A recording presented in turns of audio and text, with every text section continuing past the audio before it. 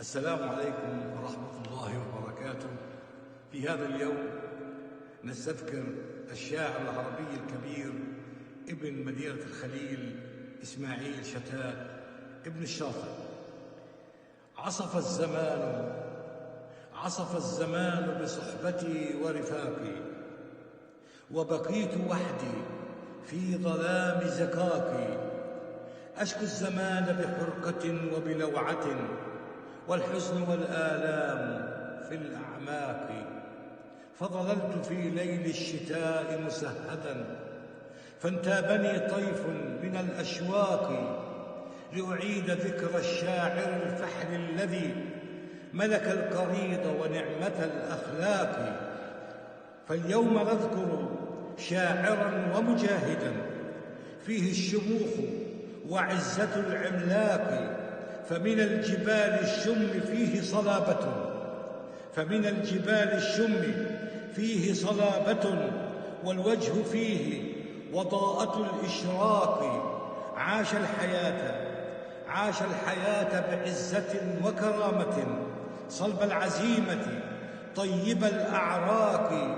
فتراه سيفا لهدما في حده، ما كان يسعى في دروب شقاق. ويجوب بالأشعار أقطار الدنا رغم العناء وشدة الإرهاق. يرعى التلاميذ الذين تخرجوا من تحت بردة سيد العشاق. فتخرج الشعراء صارت قدوة، شعراء ملء السمع والأحداق. لكنهم لم يحفظوا أفضالهم، ومشوا بركب الجاحد الأفاق.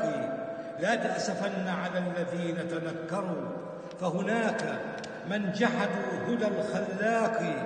قد كان مدرسة لها تاريخها، فيها خليط العرب والبشناق. يقضي الليالي ساهرا في حيرة، فتراه دوما دائما الإطراق. ما كان إطراقا لفقد حبيبة أو فقد مال ضاع في الأسواق، بل إن جرح القدس يشغل باله وشعوره من كثرة الإخفاق. فيحن دوما للرجوع لأرضه، والحزن طال بدمعه المهراق. عاش الحياة بغربة فيها الأسى، وبه جراح المبعد المشتاق. يقضي الليالي ساهرا يبكي أسا، والدمع أتلف مهجة الأوراق. 70 عاما لم نزل بمكاننا، والقيد أدمى معظم الأعناق. وهناك من غمط الفحول حقوقهم، وجميعهم من نافخ الأبواق. رغم الأعادي والحواسد كلها سنقدم الأزهار في الأطواق. ويظل إسماعيل رغم أنوفهم طيرا يرفرف في ذرى الآفاق. ويظل فينا هاديا ومعلما يأتي على الأسقام كالترياق. ما زلت في أرض الخليل منارة، وعلى الجليل تطل